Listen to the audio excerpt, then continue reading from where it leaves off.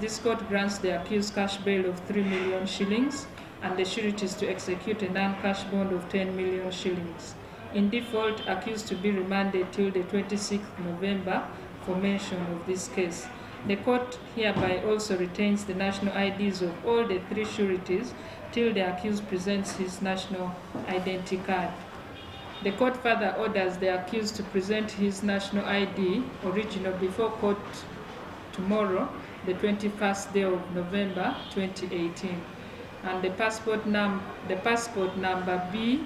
B1104164 of the accused is retained by court, and the accused is also ordered to deposit the other passport he has in court on the 21st of November 2018.